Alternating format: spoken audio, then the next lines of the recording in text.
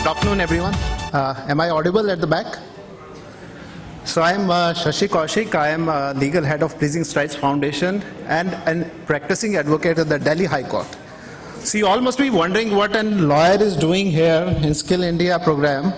So the reason is that there is a law which touch upon all the organizations and a lawyer. That is the Prevention of Sexual Harassment at Workplace, POSH Act.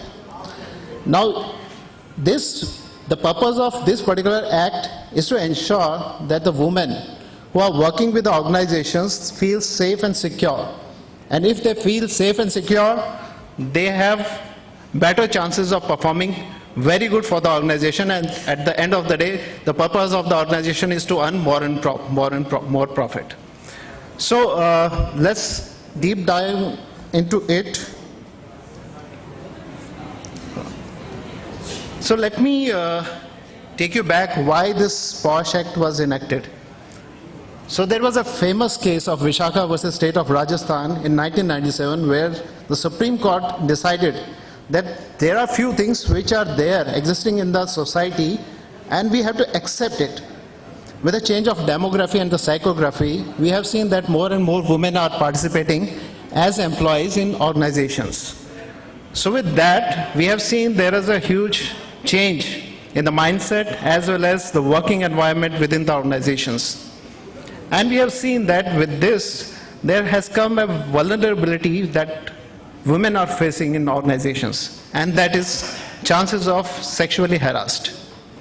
We all know that this is very much prevailing in the society, but we still try to ignore things, especially women, because it is related to something which is called a stigma. What other people will think, what the organization will think if I complained about this particular person who has been harassing me day and night. Now with that, this particular act was enacted on 9th of December 2013,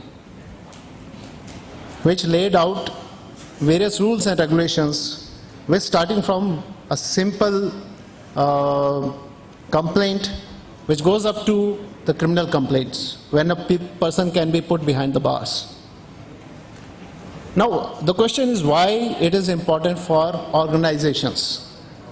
The first thing I have already told that it prevents sexual harassment and increase the efficiency of organizations. The second thing is, if you don't comply with the POSH regulations, it can lead to some consequences, and these consequences are monetary penalties. The first penalty can be up to 50,000 rupees and it can subsequently increase to various levels. The second thing is cancellation of business licenses and registrations. I'm sure no organization would want to have this kind of situations where everything is being cancelled. So if you don't comply with the POSH regulations, it can be done. Now third is that if an organization does not comply with the POSH regulations, their ability to apply for the tenders and contracts can be taken away by the authorities. Then, of course, there can be reputational damages, because if you see there are some instances in the organization where a female is harassed and nobody listens to her, then it goes in the market that this organization is unsafe for women. And if any organization which is labeled as unsafe for women, then nobody would ever want to get into that organization. So it's a kind of give bad name to the organization. Then if the authorities realize that you have not filed your POSH regulations and rules and regulations, then there can be a higher level of scrutiny. So I'm sure nobody wants to get involved into these kind of scrutinies. Now, what is the purpose of this act? So the purpose of this particular act is to ensure the safety of women at the workplace. And it also provides a mechanism wherein a formal complaint can be registered with the organization itself, first of all, and if the gravity of the offense is much higher, it can be referred to the police, and the police will register a case and take its own recourse. So if we see the scope of this particular act is that it is applicable to every organization which has 10 or more employees. So it's not a blanket act which covers everything. It has some limitations. So it also covers physical and virtual workplaces. Nowadays we have seen that there is a trend of work from home, when almost 50% or 70% of the people are working from their homes. So it also covers them, because with the onset of digital technology, there are chances that a woman can be harassed over mobile phone and laptop through emails and other modes of communication. So it also covers that. Now, what is the legal requirement? So the legal requirement is that, first of all, every organization has to create an internal committee which comprises of at least 4 members, wherein 50% of the members should be female. And that IC, internal committee, is responsible for implementation of POSH policies. Now, first of all, the IC should be aware what are the rules and regulations, what are the policies of POSH. So there has to be some training sessions for internal committee, then for the rest of the employees. And if you don't comply with all these rules and regulations, there are consequences which we have already discussed. Now the question is, who and what is covered? So all the employees who are permanent, who are temporary employees, who are contract employees, who are interns, trainees and consultants. There is a gray area wherein people think that, see, if this person is an intern or is a consultant, how it is, this POSH is basically covering her or him. So POSH is very clear that whosoever is working in organization in any capacity, you have to be complying with that particular rules and regulations. Now there are so many things where, I mean, these days, earlier it used to be just an office and home. A person would go to the office, and after the work is done, he would go to the home. There were no telephones, no mobile phones, nothing. Now these days we have technology. A person has been working round the clock. So it's not just your physical office, which is your workplace. It is also a place wherein you have been working for the organization. It can be, for example, an off-site place, or it can be a remote location. So everything wherein you are connected with the organization and you have been working with the organization, you are a part of organization, and that particular place is known as workplace. We all know that what comes under sexual harassment, but still I would like to give a brief of it.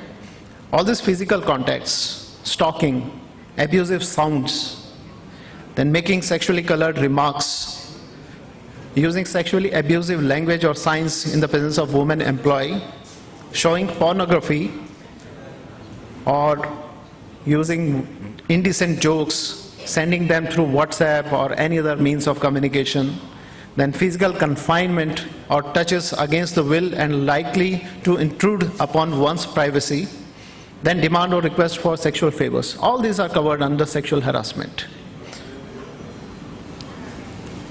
Now the question is, now these days men are really very much scared of this. If I would do this, will I be covered under the POSH? Or will I be given something which is of punishment for sexual harassment? So POSH has given a very good distinguish between these two things, that whatever is professional performance feedback will not be taken as harassment. Legitimate work instructions, they are also not harassment. Disciplinary actions, mutual and consensual interactions, normal workplace disagreements, these are not sexual harassment. Because if you don't do these kind of things, it's very difficult to work in an organization with a female. Now, if somebody doing all these things with intention of sexual harassment, when the intention, that is known as mala fide in legal language, the intention comes, everything becomes sexual harassment. Now, what is the responsibility of the employer or the organization? Is to provide a safe working environment, then constitute internal committee, then frame and communicate POSH policy, conduct regular awareness programs and training, ensure confidentiality and timely action. So whatever, if somebody gets a complaint from an employee, it is their duty to refer it to the internal committee. Then internal committee would conduct investigation. Now, while doing investigation, this internal committee will have powers of a civil court. Now, what is the composition of internal committee? As we have already discussed, it should be at least 4 members and 50% of them should be females. One person is an external member who can be a legal expert or somebody from NGO who is working towards the empowerment of or welfare of women. Now, this internal committee, what is their purpose? The purpose is to get, if somebody is being harassed, female is harassed in the organization, they have to get the complaint of it and take the response of the person, offending person, what he has to say about that particular complaint. It's not a one-side way. If the organization does not just listen to a woman, it will also listen to the person who has been accused of sexual harassment. So the person accused of sexual harassment will give his version of story, and the internal committee will see what are the evidences against that person who has been accused for sexual harassment. And if they find that there has been no offense as such, then it will give a clean chit to him. And if there are some sexual harassment offenses, then it will have different remedies for it, including sending that person to a remote location and deducting his salary. Then there are other ways of reprimanding him. With this, there has been misuse of POSH as well. So we have seen that all the legal acts which are implemented by the government have also been misused. So we have seen instances where a female gives a false complaint. So if the internal committee finds that the complaint is false, the internal committee can also take action against that particular female. They can terminate that lady, or they can cut their salary. So there are a lot of things that can be done. So the key takeaway is that the POSH compliance is mandatory legal requirement. Awareness prevents violations. Safe workplace promotes dignity and productivity and collective responsibility of employer and employees. With this, I would like to thank you all for sparing time. Thank you so much.